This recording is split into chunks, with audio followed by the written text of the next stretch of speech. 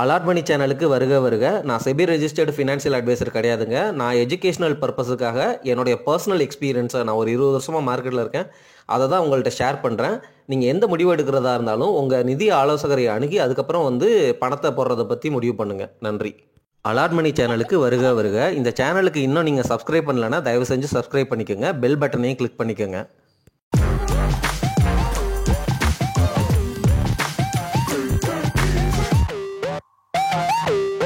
அனைவருக்கும் வணக்கம். நான் 2022 வாங்கின ஸ்டாக்ஸை இன்ன வரைக்கும் வச்சுருக்கிறேன். இப்போ ரீசெண்டாக மார்க்கெட் 20% உடஞ்சிச்சில்ல, அப்போ கூட என்னுடைய போர்ட்ஃபோலியோவில் லாபத்தில் தான் எனக்கு நஷ்டம் ஏற்பட்டுச்சு. நான் 100 ரூபாய் லாபம் வச்சுருந்தேன்னா அது 50 ரூபாயாக மாறிச்சு. என்னுடைய போர்ட்ஃபோலியோவில் இருந்த ஸ்டாக்ஸ் எல்லாமே இப்போ பார்த்தீங்க அப்படின்னா க்ரீனாக தான் இருக்குது. ஆனால் ஒரு செட் ஆஃப் ஸ்டாக்ஸை தவிர அந்த ஒரு செட் ஆஃப் ஸ்டாக்ஸ் மட்டும்தான் நெகட்டிவ்லே இருக்குது அல்லது லாஸில் இருக்குது. அந்த ஸ்டாக்ஸும் நான் 2022 வாங்கின ஸ்டாக்ஸ் தான். ஏன் இந்த ஸ்டாக்ஸ் எல்லாம் இப்படி நெகட்டிவ் ஜோனில் இருக்குது அப்படிங்கிறத நம்ம பார்த்துடலாம். நம்ம ரிஸ்கி பெட் ஸ்ட்ராட்டஜி அப்படின்னு தொடர்ந்து பேசிகிட்டே இருக்கோம். அது மாதிரி நான் போனா போகுது அப்படின்னு சொல்லிட்டு இந்த பென்னி ஸ்டாக் இன்வெஸ்ட்மெண்ட் அப்படின்னு நானும் நம்மளை போலவே அல்லது உங்களை போலவே ஆசைப்பட்டு சில ஸ்டாக்ஸ் வாங்கியிருக்கிறேன். எப்போ வாங்கியிருக்கிறேன்? 2022 வாங்கியிருக்கிறேன். என்னென்ன ஸ்டாக்ஸு? வக்ராங்கி அப்படின்னு ஒரு ஸ்டாக்கு. அந்த ஸ்டாக்கில் எனக்கு எவ்வளவு லாஸ் இருக்குது? 65% லாஸில் இருக்குது நண்பர்களே. காஃபி டே எவ்வளவு பர்சன்டேஜ் லாஸில் இருக்குது? 33% லாஸில் இருக்குது. அதுக்கப்புறம் நீங்கள் ஸ்பைஸ் ஜெட் வாங்கியிருக்கிறேன், அது ஒரு 5% லாபத்தில் இருக்குது. அதுக்கப்புறம் வோடாஃபோன் ஐடியா வச்சுருக்கிறேன், அது எவ்வளோ பர்சன்டேஜ் லாஸில் இருக்குது? எனக்கு கண்ணு வேறு சரியாக தெரியல நண்பர்களே. 16% லாஸில் இருக்குது. எஸ் பேங்க் வச்சுருக்கிறேன், அது 2% ப்ராஃபிட்டில் இருக்குது. அது இப்போ ரீசெண்டாக அந்த ஜப்பான் பேங்க் அக்வயர் பண்ணுறாங்க அப்படின்னு ஏதோ பாசிட்டிவ் நியூஸ் வந்ததுனால 2% அப்பா போயிருக்கு. ஸோ இதிலிருந்து நம்ம கற்றுக்க வேண்டிய பாடம் என்னன்னு நான் சொல்ல தேவை கிடையாது. நம்ம காசு ஈஸியாக சம்பாதிச்சிடலான்னு சொல்லி பென்னி ஸ்டாக்ஸில் வாங்குகிறோம். அந்த பென்னி ஸ்டாக்ஸில் வாங்குகிற காசை ஒரு நல்ல ஸ்டாக்கில் போட்டிருந்தோன்னா லாபம் வரும் அப்படிங்கிறதுக்கு இது ஒரு மிகச்சிறந்த உதாரணம். 2022 வாங்கின என்னுடைய போர்ட்ஃபோலியோவில் இருக்கிற எல்லா ஸ்டாக்ஸுமே க்ரீனில் இருக்குது, எக்ஸப்ட் இந்த பென்னி ஸ்டாக்ஸு. உங்களை போலவே ஆசைப்பட்டு நானும் வாங்கி இன்னமும் வச்சுருக்கிறேன். இந்த 4-5 வருஷத்தில் இந்த பென்னி ஸ்டாக்ஸ் எல்லாமே லாஸு தான் எனக்கு கொடுத்துருக்கு அப்படிங்கிறது தான் நிதர்சன உண்மை. இதே விஷயத்தை நீங்கள் இப்படியும் பேசலாம். HDFC பேங்க்கு, HUL இந்த மாதிரி ஸ்டாக்ஸ் எல்லாம் பெருசாகவே பெர்ஃபார்ம் பண்ணலையே, ஏஷியன் பெயிண்ட்ஸ் மாதிரி ஸ்டாக்ஸ் எல்லாம் கூட நான் வச்சுருக்கிறேன், இவையெல்லாம் பெருசாக பெர்ஃபார்ம் பண்ணலையே அப்படின்னு நீங்கள் கேட்கலாம். இந்த ஸ்டாக்ஸ் எல்லாம் பெர்ஃபார்ம் பண்ணுவாங்க அப்படிங்கிற நம்பிக்கை இருக்குது. அவங்க எல்லாமே ஸ்லோ அண்ட் ஸ்டெடியாக ஏறி இருக்கிறாங்க. HDFC பேங்க்கெல்லாம் 1300-400 கொஞ்சம் கொஞ்சமாக யாருக்குமே தெரியாத வண்ணம், அதாவது என்னென்னா மார்க்கெட்டில் இன்னமும் நினப்பு என்னென்னா HDFC பேங்க்கா அவ்வளோதான்ப்பா, ஏறாதுப்பா, அது கன்சாலிடேட் ஆகிட்டு இருக்குப்பா, ரொம்ப பெருசாகவே ஏறலப்பா அப்படிங்கிற அந்த மார்க்கெட் ஃபீலிங் அப்படியே தான் இருக்குது. ஆனால் அதெல்லாம் சைலண்ட்டாக 1400 கிட்டத்தட்ட 2000 தொட்டுருச்சு. கோட்டக் பேங்க்கெல்லாம் பார்த்தீங்கன்னா 1700 2000 மேலே போயிடுச்சு. ஸோ HDFC பேங்க்கை விட கோட்டக் ரிலேட்டிவாக நல்லா பெர்ஃபார்ம் பண்ணலை. ஏன்னா HDFC பேங்க்கே 2000 தொட்டுருச்சு பாருங்கள் கிட்டத்தட்ட. ஸோ நான் சொல்ல வர்ற பாயிண்ட் என்னென்னா, ஆமாம் இந்த பெரிய பங்குகள்லையும் ஆப்பர்ச்சுனிட்டி லாஸ் இருக்குது. ஆனால் சின்ன பங்குகளுக்கும் இந்த பங்குகளுக்கும் நிறைய வித்தியாசம் இருக்குது.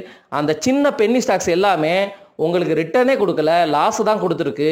ஆனால் இன்னமும் இந்த பெரிய பங்குகள் எல்லாம் வேல்யூ ஜோனில் இருக்கிறதுனால உங்களுக்கு இவங்கெல்லாம் மார்க்கெட் லீடர்ஸ் அப்படிங்கிறதுனால இன்னமும் நிஃப்டி 50 இண்டெக்ஸுக்குள்ளே இருக்கிறதுனால கண்டிப்பாக இவங்கெல்லாம் ஃப்யூச்சரில் ரிட்டர்ன் தருவாங்க அப்படின்னு நம்பலாம்.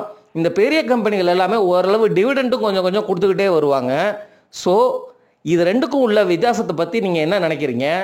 நம்ம கண்டிப்பாக இந்த பென்னி ஸ்டாக் இன்வெஸ்டிங்கை அவாய்ட் பண்ணணும் அப்படிங்கிறது தான் நம்ம கற்றுக்க வேண்டிய பாடம் நண்பர்களே.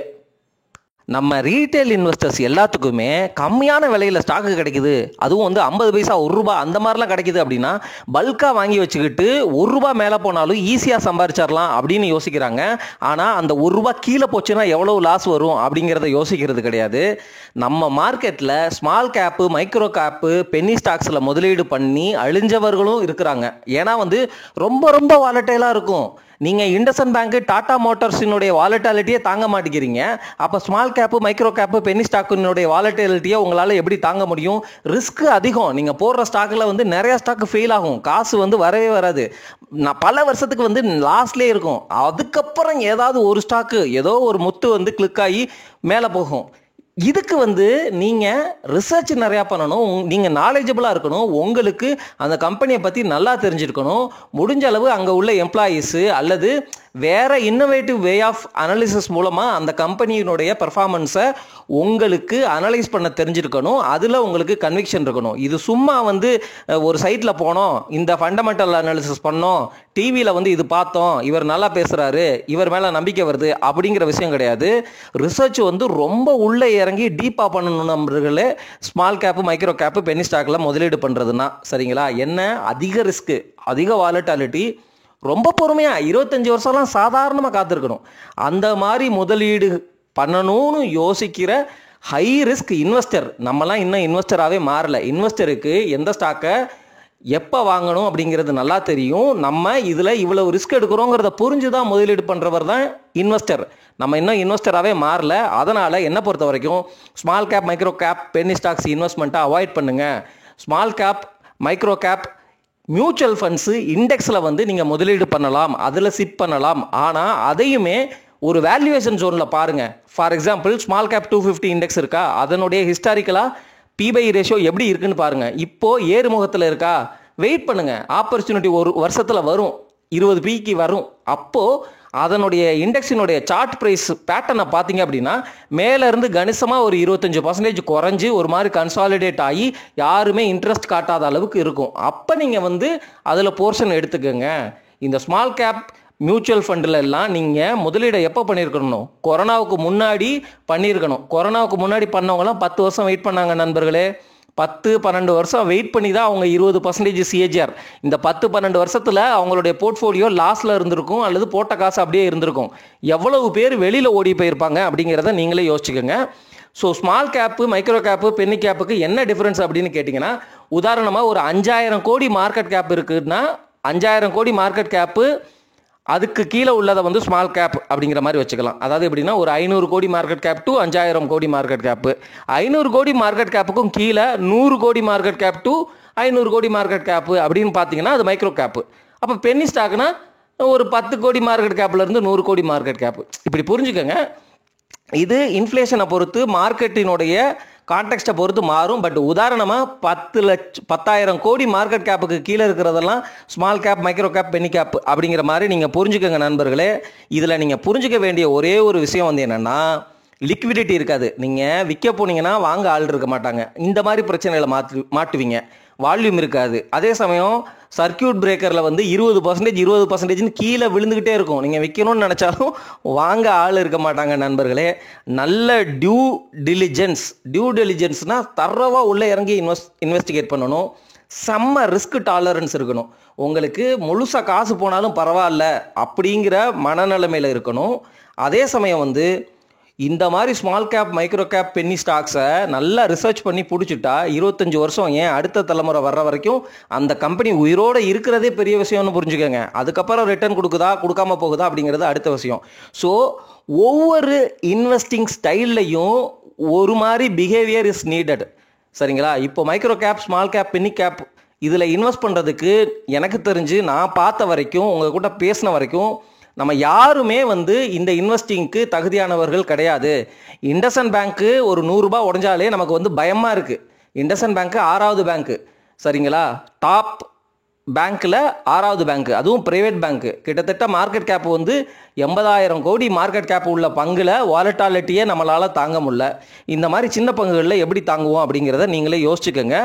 ஸோ எப்பொழுதுமே ஒரு நல்ல எஸ்டாப்ளிஷ்டு கம்பெனியில் ஸ்லோ அண்ட் ஸ்டெடியாக 10%, 12% அப்படின்னு சம்பாரிச்சிட்டே போனீங்கன்னா அது மிகப்பெரிய வெல்த்தாக வந்து கிரியேட் ஆகி நிற்கும்.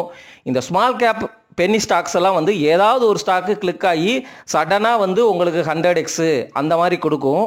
அதுக்கு நீங்கள் தொடர்ச்சியாக உங்களுக்கு லாபம் தரக்கூடிய லாங் டேர்ம் தரமான பங்குகளை வச்சுருந்தீங்க அப்படின்னா ஒரு 5 வருஷம் பார்க்கும்பொழுது அது டபுளாக இருக்கும், அல்லது ஒரு 80% வந்து உங்களுக்கு விலை அதிகமாக இருக்கும். அப்போ நீங்கள் இன்னும் வச்சுருக்கலாம் அப்படிங்கிற மனநிலைமையை கொடுக்கும்.